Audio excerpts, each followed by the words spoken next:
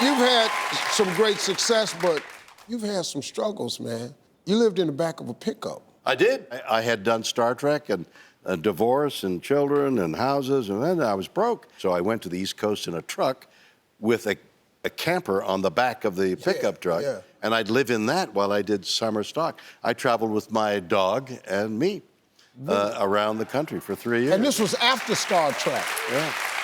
Now, you recently released a book called Live Long and What I Learned Along and the Way. ellipse, which is the, well, I mean, living long is only part of the way, you know? Yeah. Then what do you do with that long life? Well, you say yes to opportunity and to joy and to the quality of life. Saying yes to life. Saying yes. I've kind of lived like that too. I find a way to say yes, to just keep progressing, keep the ball rolling. Well, that's exactly right. And you have to fail and say, oh, I did that wrong, I won't do that again. And it's a series of missteps that leads you to success. Yeah, exactly right, man. You said in the book right here that you learned a lesson about one size doesn't fit all. What do you mean by that? Well, you have your own set of experiences, totally different from mine. Right. So I can't advise you. I can only say, this is what I did when faced with these circumstances. If it resonates with you, absolutely, may work, but I can't lecture you. See, I think we're out here for a limited period of time of our life to see the glory of whatever it is you think the glory is, nature, God, thing. We're here to visualize, to see it. And then we disappear. Of course, we don't know where we disappear to. Yeah. That's all up to your opinion and my opinion. That's right. But look at this opportunity. No matter what your circumstances are, you're breathing in the air and you're seeing the sky, and it's all awesome. Yeah. Man. You know, I introduce you, I say 7 decades of acting. That's 70 years. You're so active, so...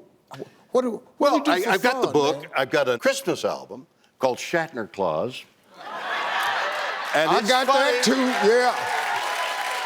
Hey, let me ask you this, man. What can people expect from this Christmas album right here? Well, it's been subjected to criticism, and the critique has been incredible. Like work of art and stupendous, I mean, enormous words. What you will have, you got to play this album in its entirety, because I've spotted the song sort of in a progression. Yeah. And it begins as a middle and an end. Of course, you can play the standard songs, so you play it anywhere you want. But if you were to listen to this whole album in its entirety, you would have joy. Yeah. And a Christmas spirit. See, man, you motivating me, because I was sitting up here thinking, I said, okay, I'm 61. You're a kid. Yeah, man. After talking to you, I went, yeah, I got to get busy.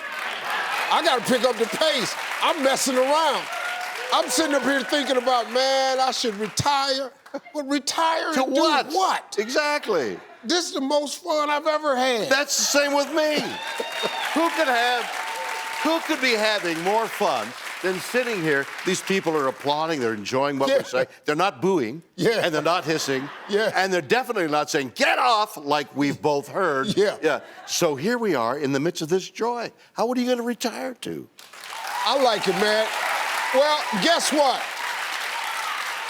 Everybody in the audience is going home with a copy of his book, Live Long and What I Learned Along the Way, and everybody's going home with a copy of the Christmas album, Shatner Claus. Hey, man, great guest. Thank you, brother. Thank you. Hey, you made it to the end of this video.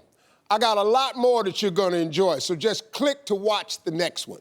And make sure you subscribe to always know what's happening.